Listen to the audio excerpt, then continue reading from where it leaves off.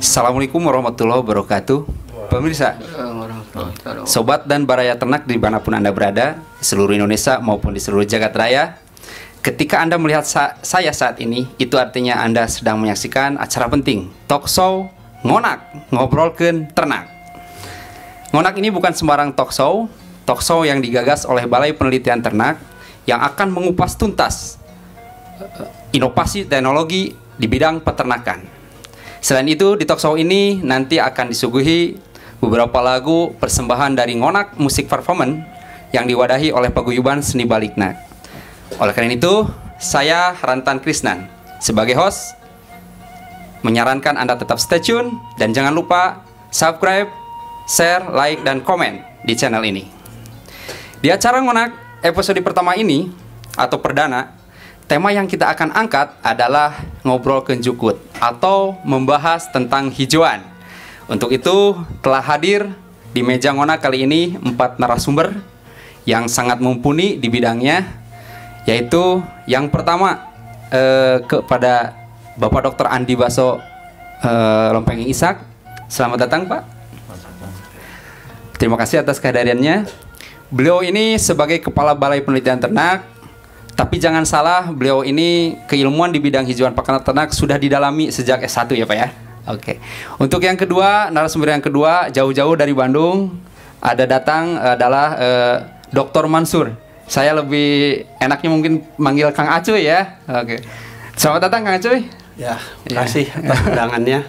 Ya, macet ya Kang tadi dari sana? Ya, lumayan. Cuma 2 jam. Oh, lumayan ya. Sip. Jadi belum ada pemeriksaan ya? Oke. Terima kasih. Beliau ini adalah salah satu dosen di Fakultas Peternakan Universitas Pajajaran. Alhamdulillah sudah melengkapi acara ini dengan baik. Dan selanjutnya 2 narasumber sebagai peneliti dari Balitnak yang bergerak di bidang agrostologi, yaitu Bapak Dr. Iwan Herdiawan. Selamat datang Kang Iwan. Irjang Sumping. Irjang Sumping. Yang keempat yaitu Bapak Dr. Ahmad Panindi. Mungkin saya lebih cenderung enaknya bilangnya Kang Ustadz ya, Kang Ustadz ya. Terima kasih atas hadirnya Pak. Assalamualaikum warahmatullahi wabarakatuh. Atur nuhun, Kang Rantan. Baik, tentunya keempat narasumber ini nanti akan melengkapi diskusi kita tentang hijauan pakan ternak di episode Ngonak perdana ini. Baik, sebelum kita berbicara panjang lebar, saya ingin mengajak semua menyamakan dulu persepsi terhadap satu istilah yang mungkin kita sering dengar, yaitu beberapa istilah yang kita nyebutnya teknologi pakan ternak, teknologi makanan ternak, tanaman pakan ternak. Saya kira ini istilah-istilah ini sangat familiar ya di dunia peternakan, terutama di ruminansia. Nah, oleh karena itu sebelum saya panjang lebar, saya ingin mengklarifikasi, menyamakan dulu persepsi terminologi dari istilah-istilah ini. Tapi saya hampir lupa ya bahwa perlu saya sampaikan di acara Ngonak ini dihalalkan untuk memberikan argumen yang berbeda. Jadi tidak perlu sama gitu.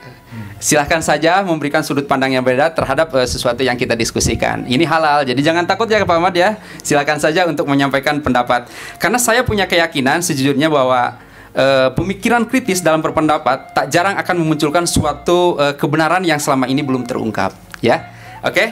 Mungkin kita kembali ke yang tadi saya pertanyakan. Mungkin dari Pak Kepala Balai atau dari Pak Ahmad tentang terminologi HPT, TPT, apakah ini suatu barang yang sama, tapi dengan istilahnya barang yang sama dengan istilah yang berbeda, atau memang ruang lingkupnya juga berbeda dengan istilah ini?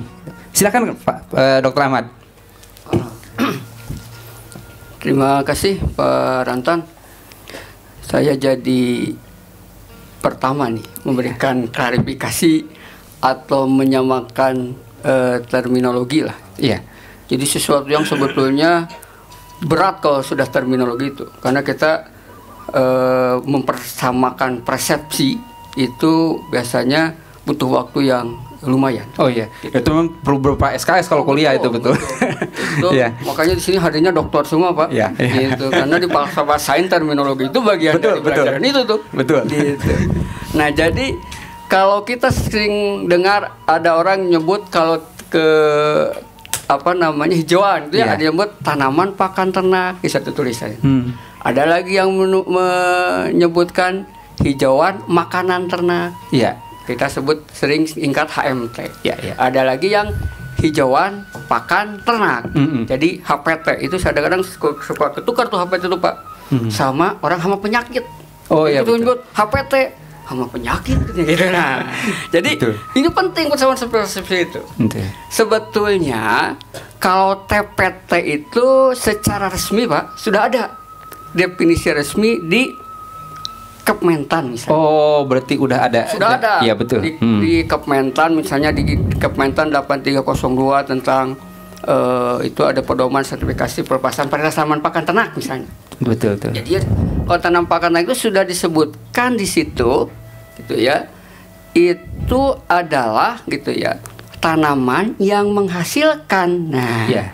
hijauan garis miring garing Pak. Iya. Butiran. Nah, jadi hijauan dan butiran disebutnya di situ loh Kementan itu. Hijauan atau butiran gitu yang gitu dibudidayakan atau disengaja gitu untuk ya makanan ternak Itu atau untuk ternak. HMT. Itu TPT, tanamannya. Jadi tanaman pakan gitu ya yang menghasilkan hijauan atau butiran tuh Pak. Jadi kita itu sebetulnya lebih luas, tidak hanya hijauan, tapi juga disebut ada butiran. Makanya ada misalnya kita itu tanaman jagung harusnya misalnya masuk ke disebut TPT, bisa disebut TPT. Jadi kita tidak membatasi misalnya. Walaupun itu tanaman pangan termasuknya ya. Betul, tanaman pangan. Tapi kan Bapak tahu sendiri dia menghasilkan butiran yang untuk ternak. Meski dari definisi itu kita bisa sebut jagung itu TPT misalnya. Kalau HPT atau HMT? Tadi kan sudah jelas. TPT itu tanaman pakan ternak yang menghasilkan hijauan. Jadi HMT itu kalau menurut kami itu hijauan itu berarti produknya. Oh, Produknya. produk Cuma dari TPT. memang kita itu nanti mungkin kalau dari literatur gitu ya yang lainnya lah Pak Dr. Mansur ahli misalnya gitu ya. Ya, mungkin nanti saya juga akan konfirmasi ke beliau gitu. Apakah beliau ada punya pemahaman yang lain gitu. Kita itu hijauan itu ngambil dari memang ya mungkin dulu menerjemahkan langsung lah Pak ya. Menerjemahkan langsung dari forage gitu ya biasanya. Langsung ke hijauan gitu. Jadi langsung ke hijauan.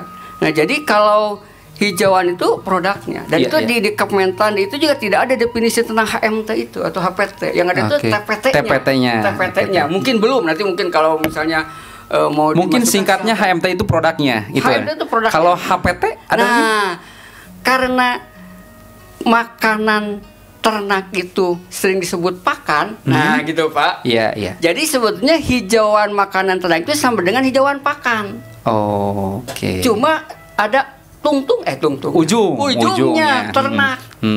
Itu yang sebagai pembeda dengan komunitas lain seperti akuatik. Untuk membedakan dengan perikanan disebutlah hijauan pakan ternak. Sebetulnya kalau kita sebut hijauan pakan saja sudah cukup bahwa itu definisi pakan itu adalah untuk ternak. Cuma nanti mungkin kita perlu diskusi nih tentang ternak itu apa. Saya kira cukup dulu ya mungkin ya Pak Ahmad ya. Nanti skip dulu ya, disimpan dulu ya ilmunya ya. Nah, saya ingin ke Pak Andi ya Pak Dr. Andi. Apakah mungkin ada yang bisa ditambahkan atau setuju atau bahkan mungkin kurang pas gitu dengan teknologi ini? Silakan Pak. Kalau saya melihatnya substansi apa sebenarnya yang kita ingin sampaikan. Di saat kita mau berbicara mengenai tanamannya, artinya objek yang ingin kita sampaikan adalah tanaman, menggunakan tanaman pakan ternak itu TPT ya Pak Ustaz. Itu yang paling pas. Ya. Apalagi ini ada legalitasnya di Permentan ya, di keputusan Menteri Pertanian. Jadi itu. Nah, cuma mungkin dalam keseharian kita berbahasa sering kita gunakan istilah-istilah yang lain karena yang ingin kita jelaskan itu sebenarnya hal yang berbeda. Ya, kalau ke pakannya yang sudah jadi atau apalagi kalau pakan itu merupakan produk dari hijauan, kita memang masih sering menggunakan istilah hijauan pakan ternak, ya kan, atau hijauan pakan. Karena kata-kata pakan itu sebenarnya sudah sangat automatically sangat berhubungan dengan ternak dan biasanya ruminan, ya kan? Nah, itu kalau ke produknya. Artinya tidak perlu ada kata ternak lagi gitu ujungnya gitu. Hijauan pakan pasti ke ternak. Ke ternaknya, itu. Jadi saya tidak terlalu tidak terlalu mempermasalahkan, tetapi dari konteks yang ingin kita sampaikan itu apa, saya minta kita menggunakan istilah yang sesuai, artinya. Jadi mulai di sekarang itu disosialisasikan yang sebenarnya ya. Jangan istilahnya baku lah, ada kata istilah. Tapi sebenarnya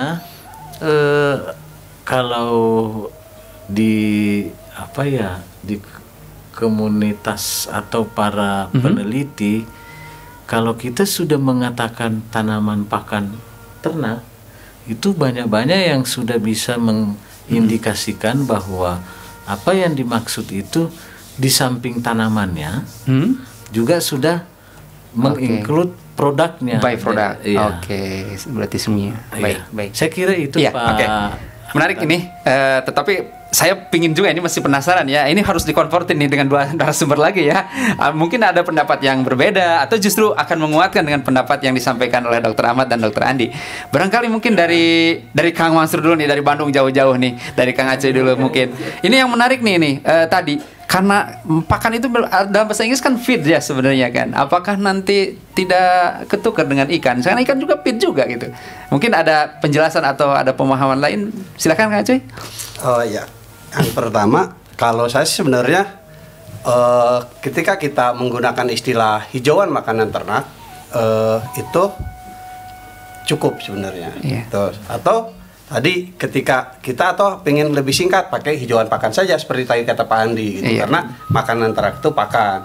Jadi kalau pakai HPT itu seakan-akan redundant gitu.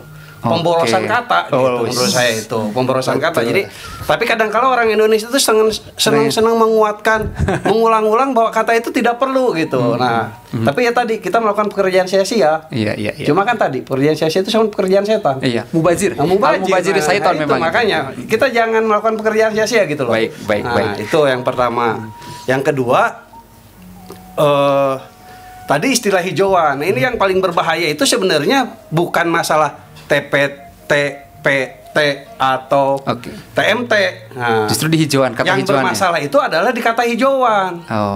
Semua literatur tentang kata hijauan di Indonesia itu kalau dibalikan ke bahasa Inggris itu bercabang-cabang. Betul. Nah, kita mengistilahkan pores hijauan. Kita mengistilahkan rapes hijauan. Kita mengistilahkan herbes hijauan. Padahal itu makna yang berbeda gitu. Nah, itu yang tadi kata Pak Andi, Pak Lawale, kita harus bisa dan bijak menggunakan istilah itu.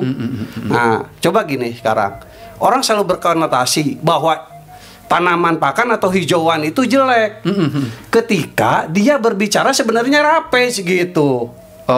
Rapes itu adalah makanan ternak yang punya TDN kurang dari 60 dan SK lebih besar dari 18. Tapi ketika ada tanaman pakan atau produk tanaman pakan yang kita istilahkan hijauan tadi lebih dari 60 TDN-nya itu kan bisa dikategorikan konsentrat, tidak boleh disebut lagi rapes gitu. Nah, itu yang kadangkala kita sebagai orang-orang tanaman pakan atau orang nutrisi menjadikan sebuah istilah tanaman itu menjadi hijauan itu menjadi bias gitu. Ini merefer ke istilah yang mana gitu. Nah, itu yang harus kita dari sekarang sebenarnya ini yang ada nih kita atau membuat istilah yang baku lah untuk rapes kira-kira apa gitu. Dengan kata lain berarti hijauan itu jangan disatu artikan ya. Betul. Intinya seperti itu ya.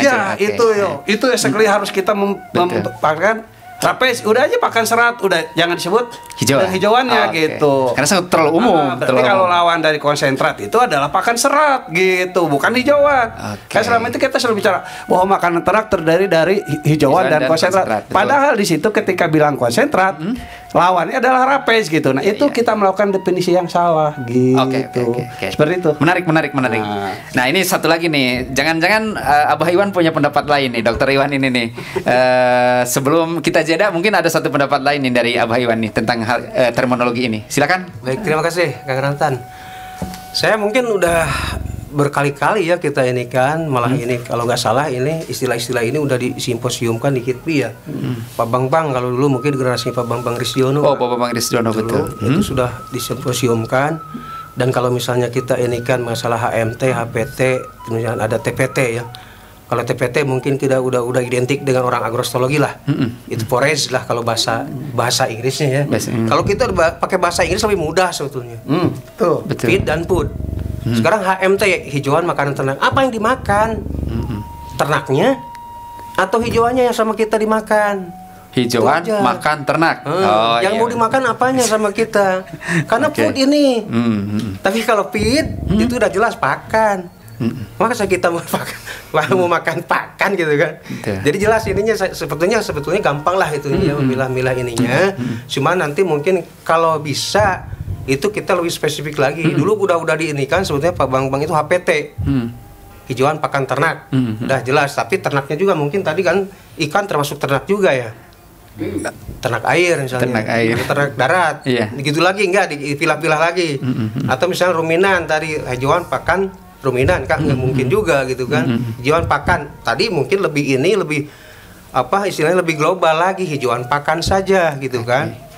Karena mungkin hijauan pakan itu udah meliputi TPT termasuk tadi ada jagung, ada jerami padi itu masuk juga di HPT gitu.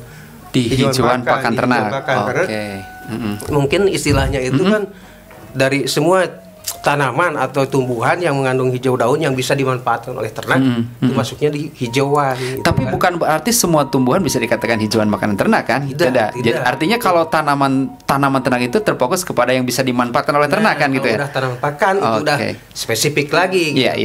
Nah kalau misalnya kita bicara tadi jagung bisa dikatakan tanaman pakan, saya kira tidak. Ya ini beda mazhab ya.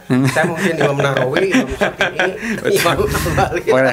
Nah itulah mungkin yang kita ini kan ini jadi beragam gitu. Karena keragaman ini kita jadi bagus itu. Tapi saya terus terang, saya setuju dengan Pak Ahmad. Setujunya di mana nih? Dari kemarin saya itu ingin memasukkan bahwa jagung itu adalah komoditas peternakan. Kalau saya dari kemarin, karena apa? Buat saya jagung ini sekarang kenapa masih disebut pangan? Kebutuhan pangan untuk jagung itu tidak lebih dari 10%. Malah lebih tinggian ternak itu 80%. Jadi untuk peternakan itu 80%. Jadi sebenarnya pakan ternak jagung itu. Kalau dari kita bicara statistik ya. Bicara pengguna gitu. Bukan bicara kita makan jagung, tapi penggunanya siapa yang terbanyak gitu. Itu yang pertama.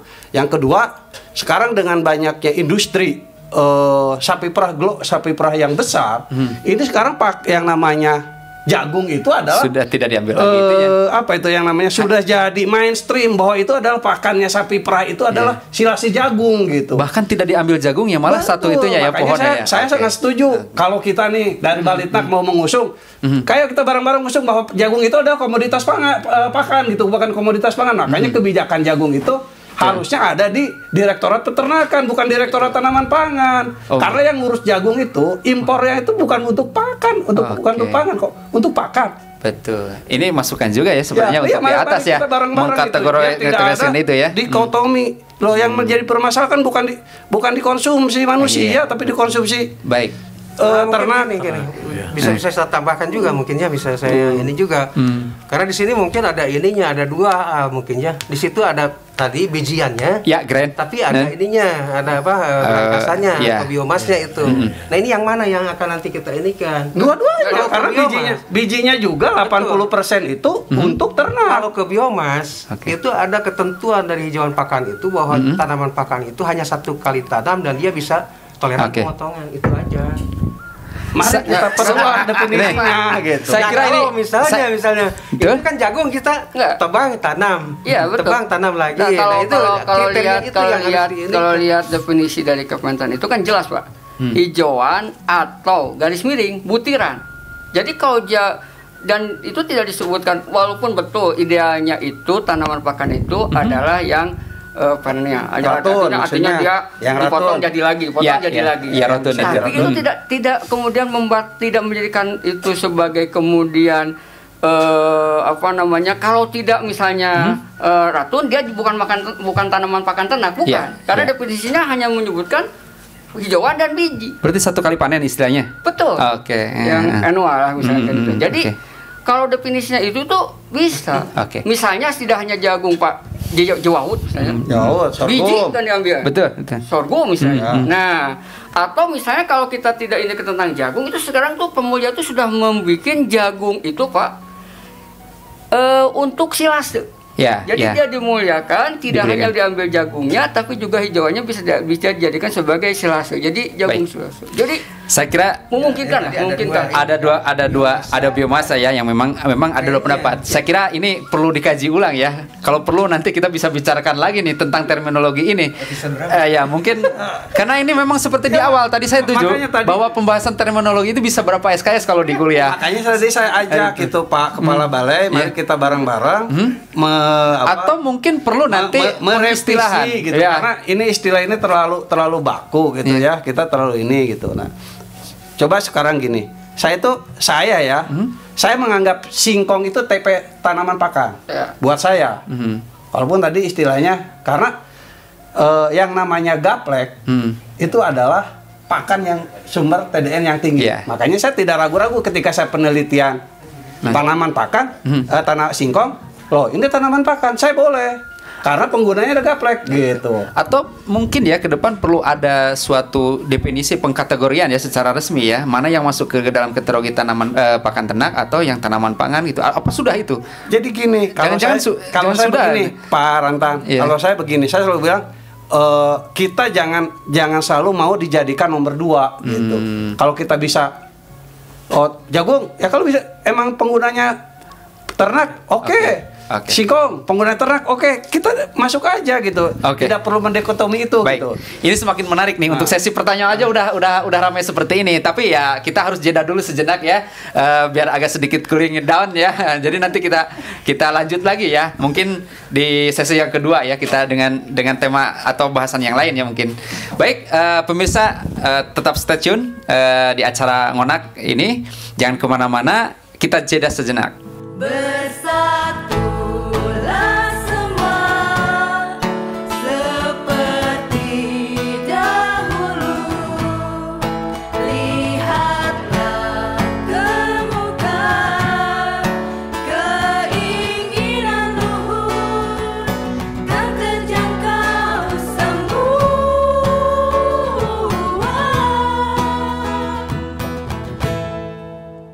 Country roads take me home to the place I belong, West Virginia, Mountain Mama, take me home. Country roads take me home. Country roads. Pemirsa, kita kembali lagi ke acara Ngonak kita ini. Ngobrolkan ternak, masih membahas tentang rumput dan hijauan ya.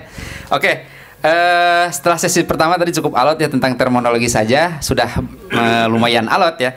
Kita ingin membahas tentang bagaimana budidaya TPT selama ini di berbagai agroekosistem ya. Kita mengenal ada yang dimanfaatkan di eks tambang, di lahan masam, di lahan salin gitu kan. Memang banyak sudah TPT ini sebagai rekonstruksi ya dari lahan-lahan yang tadinya sudah tidak terpakai gitu kan, menjadi bermanfaat gitu. Nah, untuk pengalaman, mungkin keempat narasumber ini banyak sekali pengalaman di bidang pemanfaatan hijauan pakan ternak di berbagai agroekosistem. Untuk itu saya ingin sedikit berbagi ya minta berbagi ya dari keempat narasumber ini tentang yang dimaksud tersebut, Pak. Jadi mungkin saya ingin diawali dari Kang Iwan ya. Kang Iwan ya, Pak Iwan ini mungkin banyak pengalamannya tentang pemanfaatan budidaya di berbagai agroekosistem. Bagaimana di eks tambang, bagaimana di salin, jenis rumputnya apa yang mungkin cocok di sana, kendalanya gitu. Silakan. Baik, terima kasih Kang Rantan. Untuk menjawab ini mungkin saya minta Kang Ahmad untuk membacakan hadis atau itu tuntunan mengenai bab zakat ya. Dan nanti dari bab zakat ini akan muncul linknya ke bab jukut gitu. Oh, coba Kang Ahmad. Itu ada itunya. Menarik nih. Jadi sebelum membahas ini dari ada itu. Betul. Memang dulu itu kita secara spiritual dulu lah. Musim puasa ya, bulan tahun ya. Silakan Kang Ahmad. Coba ini jadi gimana nih? Ini untung ada ustaz nih. Iya. Makanya saya memang kebetulan ada Ramadan. Jadi memang dulunya pengembalaan itu kayak gimana itu? Ataukah disunahkan atau gimana itu? Silakan nih, karena ada request dari sumber yang lain nih. Gimana Kang Ustaz? Tuh, terima kasih Pak Rantan. Jadi benar Kang Ustadz ini di sini harus keluar hadis Pak. Masya Allah. Jadi begini sebetulnya kalau karena ya kami Muslim tuh ya, tentunya di Muslim, mungkin di agama yang lain juga ada mungkin ya. Jadi pertama kalau terkait dengan misalnya padang pengembalaan itu sebetulnya hadis yang paling utama itu terkait dengan sabda Nabi Muhammad SAW bahwa Rasulullah itu mengatakan an-nasu, manusia itu berserikat gitu ya, berserikat atas 3 hal. Jadi ini jadi kepemilikan umum nih. Atas apa? Atas alma, air. Kedua atas api itu energi, bahan tambang dan lain. Serta yang ketiga disebutkan di situ al-kala itu padang penggembalaan. Harus berserikat itu. Harus jadi pemilikan umum. Jadi umum itu harus memiliki, harus memanfaatkan. Kalau di undang-undang disebutkan kan bumi, air gitu ya. Nah di hadis itu disebutkan padang penggembalaan. Jadi kalau lebih luas lagi sih memang menjadi keseimbangan antara food, mungkin yang pada penggambaran itu food, kemudian energi dan air. Itu kan sesuatu yang saling berhubungan. Tapi ada pada pengembangan khusus. Nah, kalau itu ditarik lagi disebutkan Pak, kalau terkait dengan zakat. Jadi ini mas seperti tausiah. Kok jadi luas ya? Iya ini seperti agak berbelok nih kita. Inilah Pak Ahmad yang ketika kita membahas ilmu harus membuat iman kamu menjadi lebih dalam ya. Ada ustadz lagi di sana nanti. Jadi kalau dilihat gitu Pak, pentingnya ini terkait dengan padang pengembalaan itu terkait dengan zakat ternak. Zakat ternak itu keluar ternak.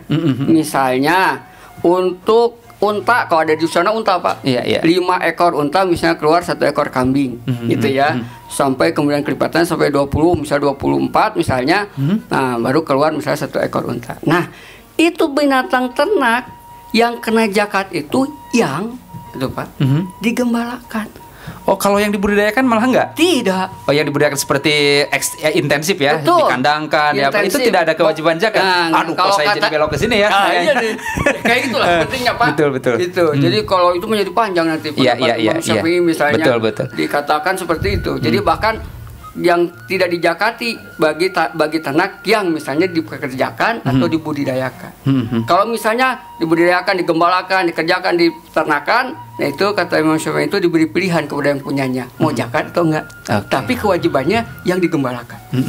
Begitu Pak Iwan sebagai pengantar. Ini belok dulu ya jadinya, baik. Kelamaan. Karena kalau sudah ingat tausiah itu ingatnya maghrib Pak. Iya betul. Takut jadi maghrib. Panjang ini ya. Jadi tadi udah ngeling ya. Gimana Pak Dokter Andi, ada masukan nih? Benar ini punten Pak Iwan, Pak Rantan.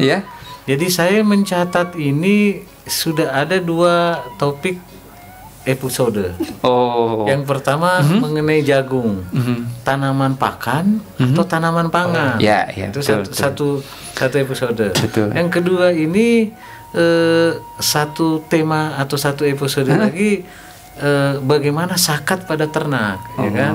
Karena kalau kita bahas jagung sama bahas zakat ternak ini nanti nggak ada yang tuntas. Betul. Makanya kita, walaupun udah ada ustadz ya, walaupun nanti kita kembali aja deh ke kembali lagi ke channel semua ya. Aduh ini dibelokkan dulu nih. Ini saya udah dapat link gitu kan. Bahwa di sini subjek yang jadi objek untuk zakat itu ternaknya. Subjeknya sendiri itu adalah hijauan kan. Balik lagi ke hijauan. Nah, cuman sekarang ini pada kondisi saat ini mungkin tahun 1990 itu masih ada yang namanya pangonan atau padang pengembalaan. Nah sekarang kan udah tidak ada ya. Malah kemarin waktu kita jalan-jalan ke sana Pak, itu kan teman-teman yang di PKH itu sudah ngomong-ngomong dengan kami dan Pak Loki kemarin bahwa udah ada undang-undang khusus untuk mengenai padang penggembalaan. Jadi nanti di setiap desa itu seperti dulu ada lagi tahan pangonan yang berfungsi untuk tanaman untuk pangon, untuk pangonan nanti akan masuk tadi ke. Artinya yang dimaksud Kang Iwan itu akan menggiring bahwa sebenarnya naturalnya itu dulu itu pengembalaan sebelum ada pemanfaatan agroekosistem yang lain seperti eks tambang, lalah salin.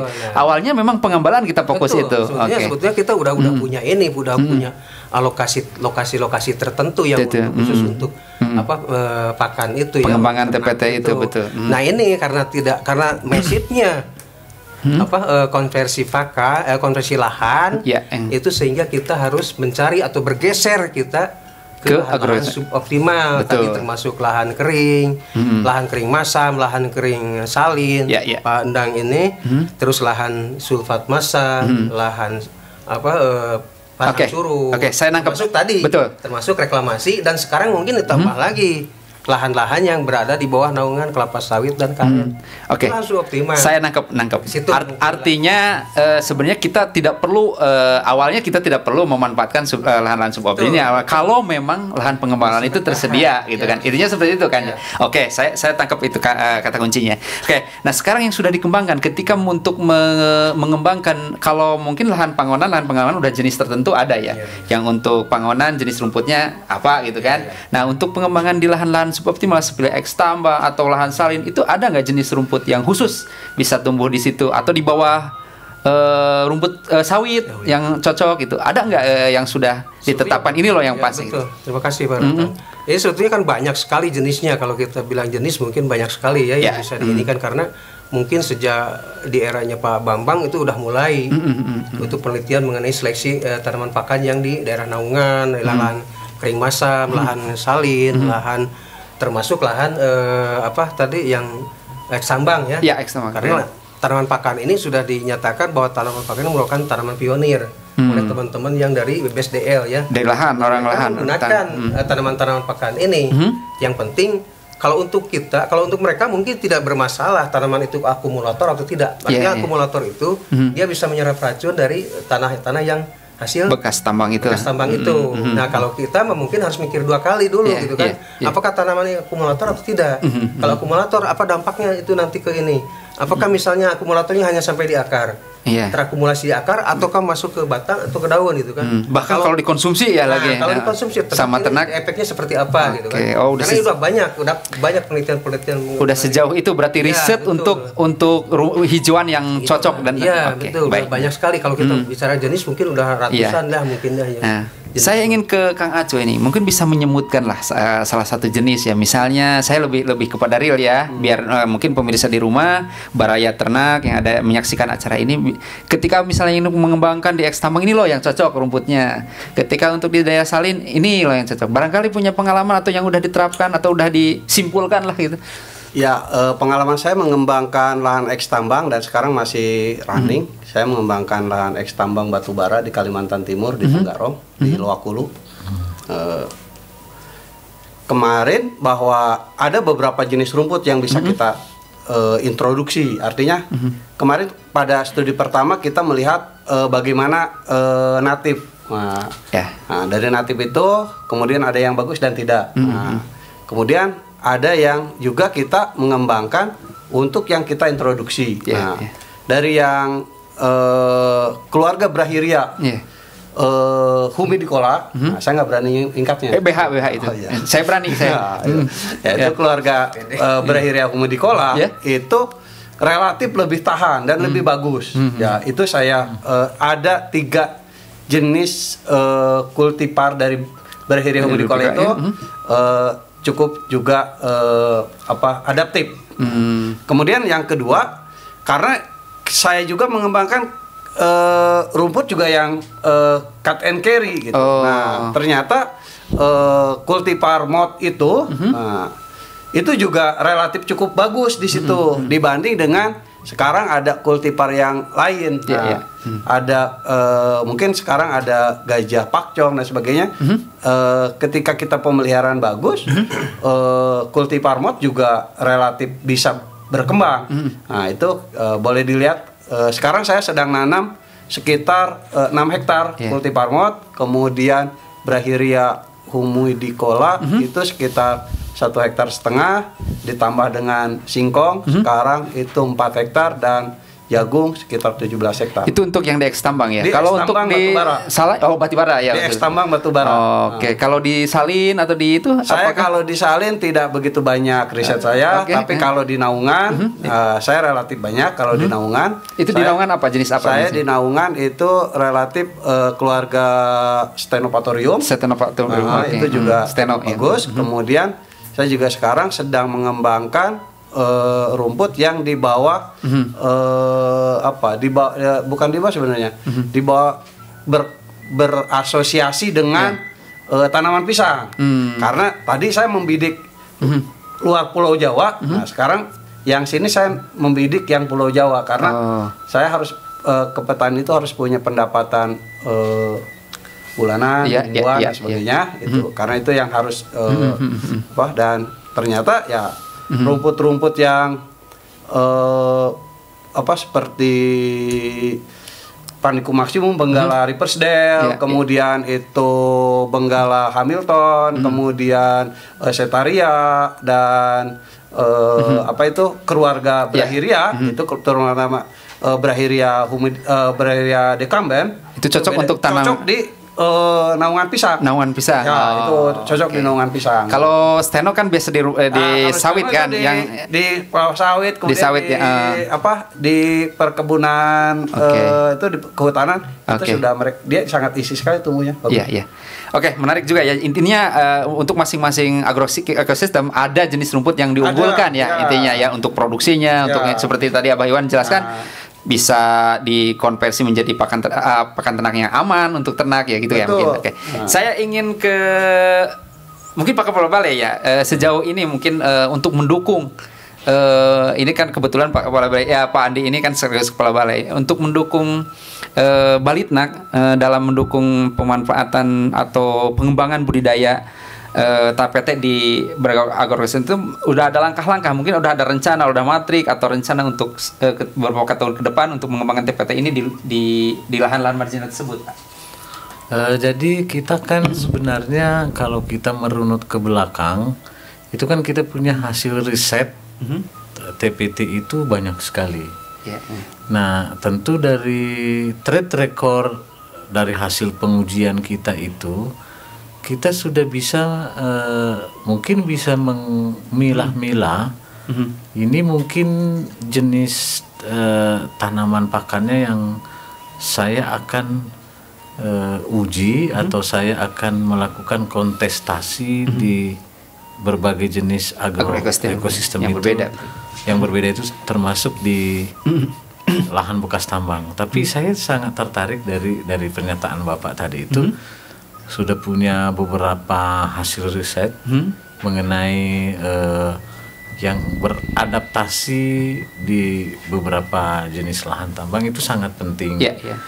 Nah, terutama kita tahu bahwa lahan bekas tambang itu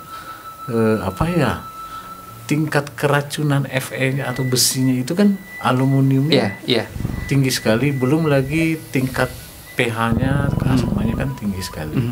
Itu yang perlu kita ketahui. Tapi para peneliti di Badan Litbang Pertanian, terutama di Balai Penelitian Ternak ini, kebetulan jawarannya ini Kang Iwan. Oh, Pak Iwan ini memang sudah asam garamnya banyak sekali untuk penelitian-penelitian ini. Kepala sukunya kan, betul. Bang Iwan itu sudah mulai dengan timnya. Ada Pak Ustaz Ahmad Fanindi sudah mengembangkan beberapa jenis hijauan, dan sekarang beliau ini teman-teman peneliti lagi beserta tim, ada Pak Endang Sutedi dan yang lain-lain. Itu sekarang dia lagi menguji di beberapa agroekologi. Contoh kemarin ada yang diuji di lahan yang pot solid merah kuning, yang tingkat keasamannya tinggi, yang Fe-nya tinggi, kemudian ada yang diuji di lahan yang tingkat aluminiumnya tinggi. Karena pada proses kontestasi itu nanti kita lihat yang mana paling beradaptasi baik dari fisiologi, kemudian morfologinya. Terakhir kemarin tim itu akan melihat tingkat produksi. Perlu saya jelaskan bahwa mereka sekarang menguji itu karena akan diajukan menjadi salah satu varietas ke Komisi Pelepas untuk dilepas ya varietas. Di Direktorat Jenderal. Artinya Balai Penelitian mendukung penuh ya Pak untuk pengembangan TPT di berbagai agrokosistem ini ke depan kedepannya gitu ya. Iya, karena memang itu yang kita sangat butuhkan. Baik. Itu yang kita sangat butuhkan, bagaimana kita mengembangkan inovasi ini yang memang sudah survive dari beberapa jenis agroekologi. Baik, saya kira gitu Pak. Ya, memang cukup menarik ya. Pemirsa, kalau Anda dengar tadi bahwa dari beberapa narasumber ini mengatakan bahwa ada berbagai jenis rumput atau pilihan hijauan TPT yang bisa dikembangkan di berbagai agroekosistem ya. Dan Balitnak mempunyai produk tersebut atau jenis tersebut. Jadi kalau memang berminat atau interest untuk mengembangkan di berbagai, silakan untuk konsultasi ke Balitnak. Bahkan di universitas juga ya, Kang Acuy. Beliau juga sudah mencoba, mungkin bisa diskusi dengan beliau. Mungkin itu untuk sesi yang pertama, yang kedua kita harus rehat sejenak dulu nih, karena ada satu sesi lagi nanti di akhir, tapi tentunya kita harus rehat dulu.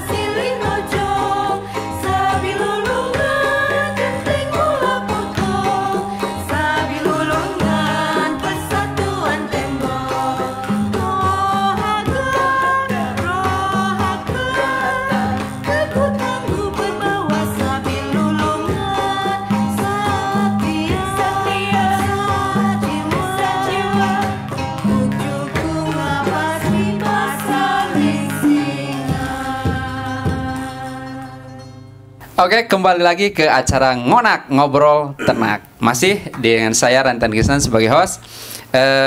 Untuk sesi terakhir ini saya ingin mendengar ya, dari kebetulan ada dua narasumber berbeda ya, dari universitas dan dari balai.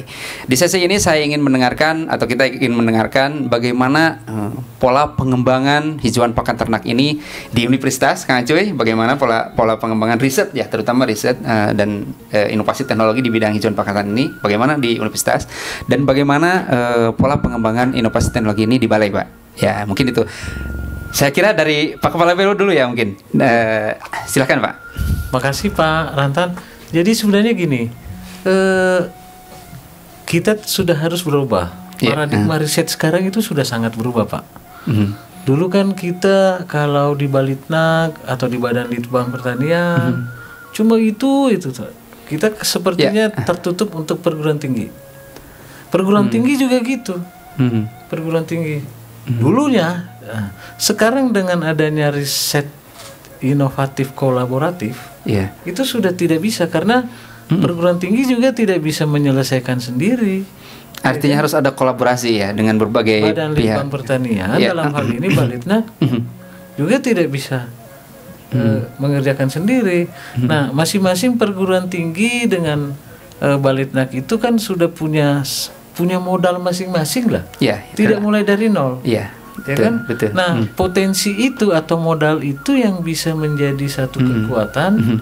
Jadi kemajuan riset kita itu cepat sekali. Artinya modal itu bukan hanya budgeting ya Pak, tetapi misalnya ada riset dasar gitu. Oke. Contoh misalnya perguruan tinggi mungkin dilengkapi dengan hasil-hasil basic research yang banyak. Ya, ya. Kemudian sarana laboratorium yang banyak. Tetapi jangkauan mereka di satu tempat, terutama mencari agroekologi, mungkin dia terbatas karena kesibukannya di kampus. Tapi kita di Badan Litbang, dalam hal ini Balitnak, kita masih punya teman-teman lain masih satu payung di Badan Litbang. Itu kan di tiap provinsi ada PPTP. Ya, ya betul. Jadi perguruan tinggi mungkin di suatu hari ada riset yang dikolaborasikan, tidak usah yang kesana jauh-jauh dia. Serahkan aja ke Badan Litbang, dalam hal ini Balitnak, kerjasama dengan BPTP setempat di setiap daerah ya. Di setiap daerah sama. Jadi sudah saatnya sekarang kita memanfaatkan semua potensi yang ada di kita masing-masing. Itu kita karena Bapak semua seorang pemusik, kita aransemen baik-baik sama-sama. Betul. Terserah nanti yang dirijen siapa, tidak ada masalah. Nah, kalau aransemennya ini bagus, tentu output lagunya bisa akan mantap ya Pak kedengarannya. Gitu. Poin pentingnya intinya harus ada kolaboratif ya. Iya, ada kolaborasi. Baik. Zamannya sekarang kolaborasi. Iya. Bagaimana Kang Acuy? Menurut Kang Acuy apakah ada yang beda? Jangan-jangan karena memang universitas ada aturan tertentu yang bisa membatasi seperti kolaboratif ini, atau memang sama sekarang ini memang perlu harus ada kolaboratif itu? Justru kalau ini sudah sebenarnya kita ini sudah satu rel. Tinggal lokomotif apa yang akan kita pakai gitu ya. Jadi era sekarang itu tidak boleh lagi kita melakukan saya nih yang paling hebat. Sekarang ini adalah tadi kita harus berkolaborasi, bekerja sama dan bersinergis. Nah, itu yang nah, tadi betul. Kita mana yang akan kita garap masing-masing. Nah, itu yang tinggal kita pakai saja. Sayang lah, perguruan tinggi punya aset, Badan Litbang punya aset, mari kita saling menggunakan. Mana yang tidak punya, mana kita akan saling, karena itu akan lebih memudahkan kita dalam saling mengisi. Nah, karena kalau chemistry-nya kuat ya, seperti cinta itu akan jadi ikatan. Betul, gitu kan. Nah, itu jadi kecinta ya. Ya, sama. Tadi kan kalau Pak Kepala Balai musik, kalau saya lebih senang bicara tentang hati gitu kan. Tapi saya agak riskan nih Kang Acuy ya. Oke lah kalau misalnya kolaboratif berjalan dengan baik, tapi kadang-kala kita terkendala dengan hal-hal yang teknis. Contoh nih yang sering kali, ketika misalnya digarap berbarengan, nanti timbul musuh. Ini nanti hak ciptanya milik siapa? Ini kadang-kala yang harus kita diskusikan. Nah, makanya ini yang harus kita bilang, PKS-nya seperti apa? Itu yang kalau kita, jadi tadi OMOU antar institusi payung, Kementan dengan Unpad, gitu kan, institusi payungnya, nanti di bawahnya kita pilih PKS-nya antara Balitnak mungkin dengan Fakultas Peternakan. Itu kan lebih gampang gitu. Nanti akan itu bukan suatu permasalahan buat saya. Oh gitu. Bukan. Tapi memang yang terjadi banyak juga kadang-kala gitu. Kita tidak rigid hal seperti itu. Karena saya sudah bekerja melakukan 3 pekerjaan dengan 3 institusi. Yaitu Bio Farma, BPT dan Unpad.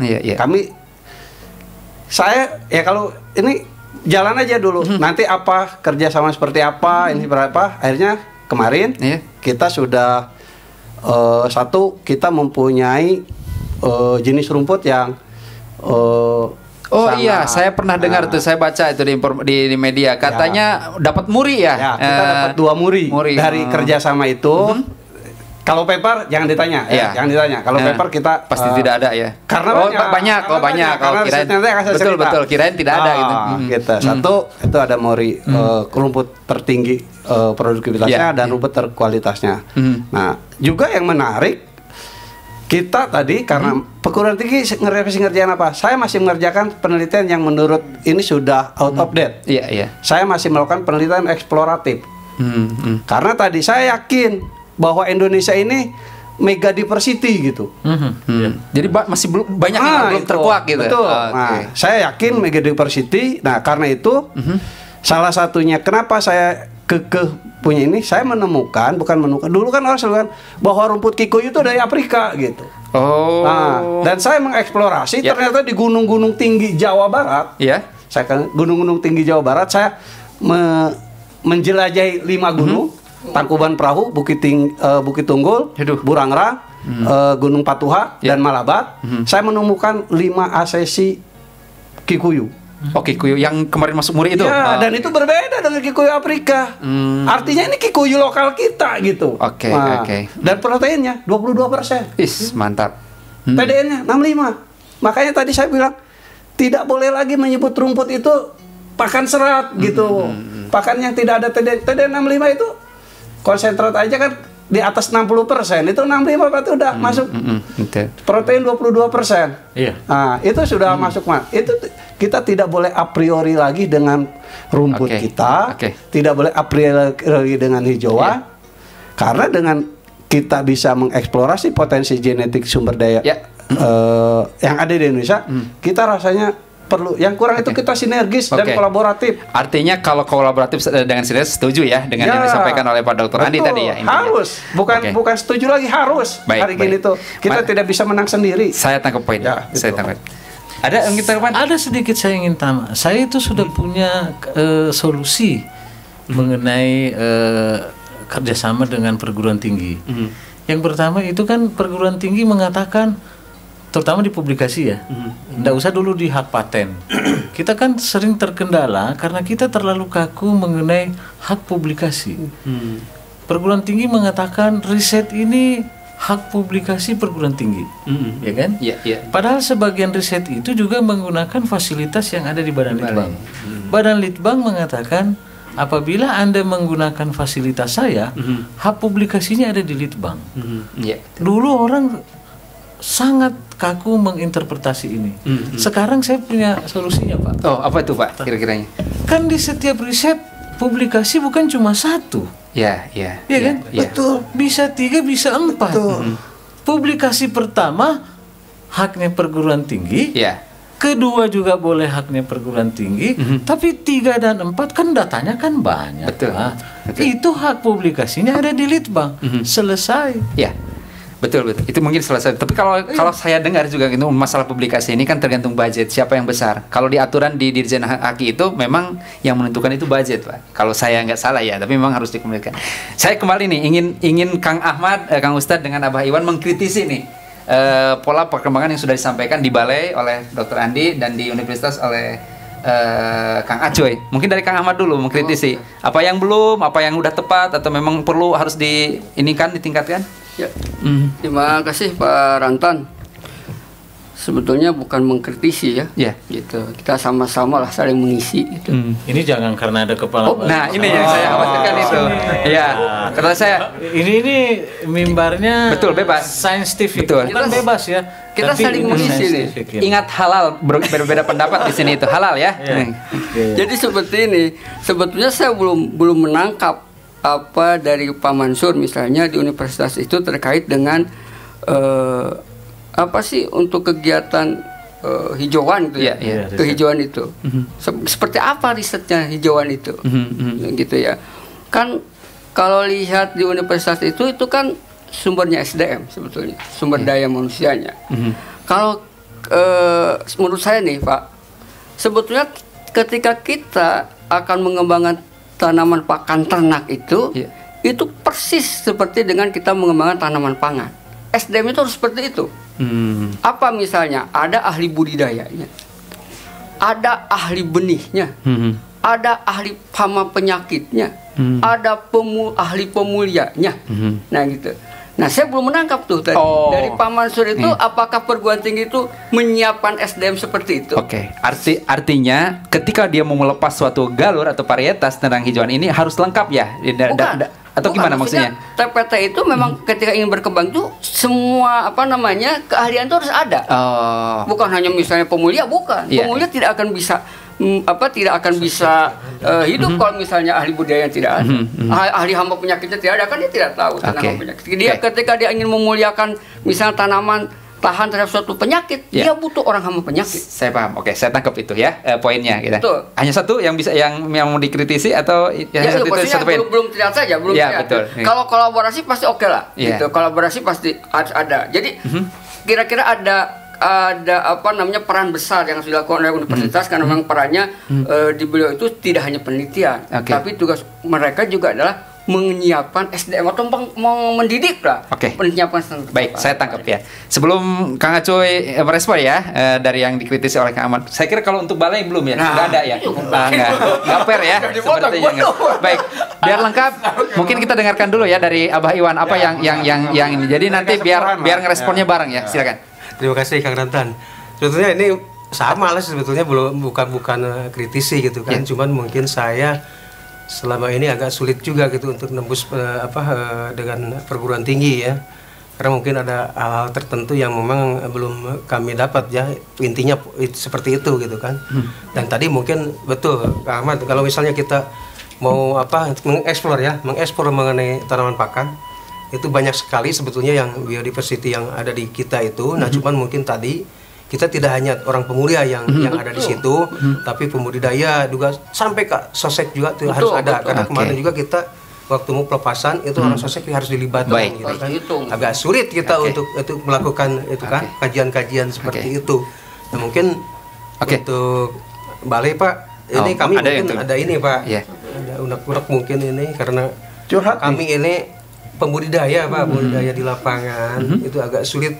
Kalau memang kita dari dulu itu sebetulnya Pak, dari zamannya Pak PM Siregar sampai Pak Tambak Manurung, itu kami kalau melakukan kegiatan penelitian di lapangan itu, yang pertama itu ujungnya mungkin dana itu Pak, kami agak tidak punya peluru lah untuk bertempur kalau memang dananya itu agak tersendat gitu kan.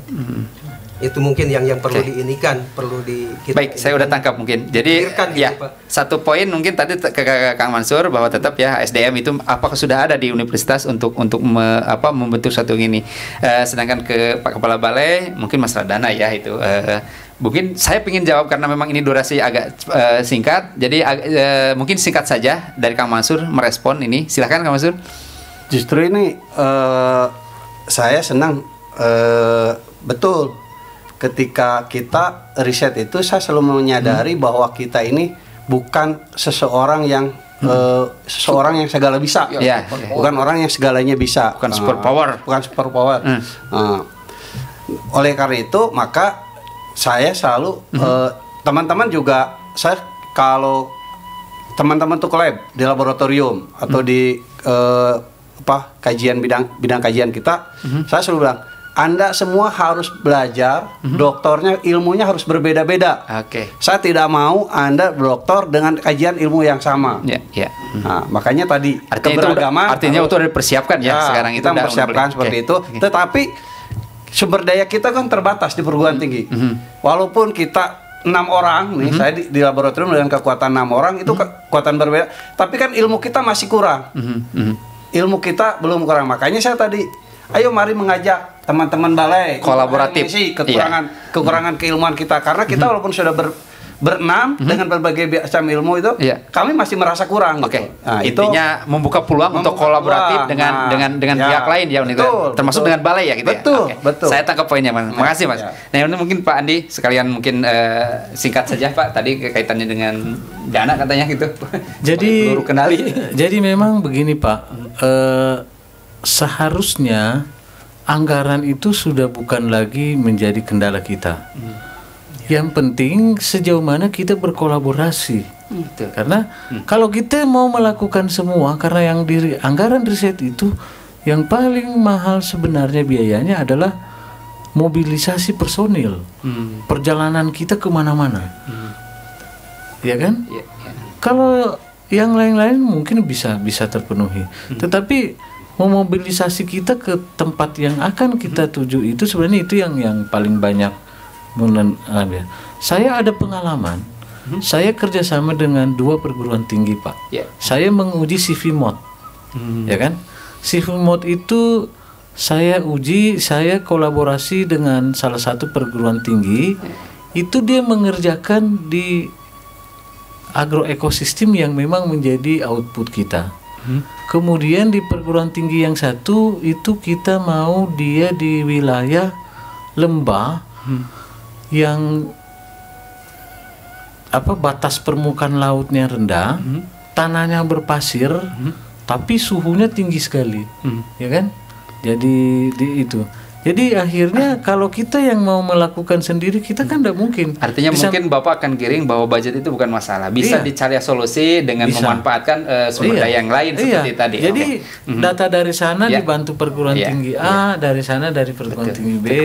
Dan bagaimana nanti kita mengambil output yang ujung-ujungnya kolaboratif ya Pak, berarti kolaborasi. Oke, siap. Nah, kalau cuma ndak mau kolaborasi kita sempit atau ini agak susah memang. Baik. Baik, terima kasih ini teman-teman dari narasumber yang sangat menurut saya sangat mumpuni ya, berkualitas, punya kapasitas untuk menjelaskan ini. Tapi tentunya pemirsa, saya punya keyakinan pembahasan tentang hijauan makanan ternak ini belum sepenuhnya terkuak ya. Bagaimana cara budidayanya seperti tadi ya di agrogisem baru kulitnya saja ya. Saya kira ini mungkin akan menarik kalau dibahas di season kedua atau mungkin nanti ada permintaan ya. Bisa lagi episode keberkahan. Tapi yang jelas ini merupakan pembuka ya tentang pembahasan hijauan pakan ternak. Baik, sekali lagi saya terima kasih Pak Andi, Pak Ahmad, Kang Acuy, Mbah Iwan atas kehadirannya di sini mengisi talkshow ngonak ngobrol ternak ini. Pemirsa, untuk selanjutnya sebelum saya tutup, saya ingin berikan kesempatan untuk kepada saudara Notulen. Mungkin ada poin-poin, kita memang tidak berusaha untuk menyimpulkan, tetapi sedikitnya ada poin-poin yang bisa kita ambil dari diskusi talkshow kali ini. Silakan. Baik, ada beberapa poin penting yang bisa menjadi catatan dalam obrolan ngonak kita pada hari ini. Yang pertama, definisi TPT, yaitu tanaman yang menghasilkan hijauan atau butiran yang dibudidayakan untuk ternak. Yang kedua, hijauan tidak lagi didefinisikan sebagai pakan yang berkualitas rendah, tetapi memiliki kualitas yang sama dengan pakan yang berkualitas tinggi. Yang ketiga, sudah ada TPT yang dikembangkan atau adaptif pada lahan suboptimal. Dan yang terakhir yaitu dalam pengembangan TPT, hendaknya ada kolaborasi, kerjasama, dan sinergitas antar perguruan tinggi dan litbang.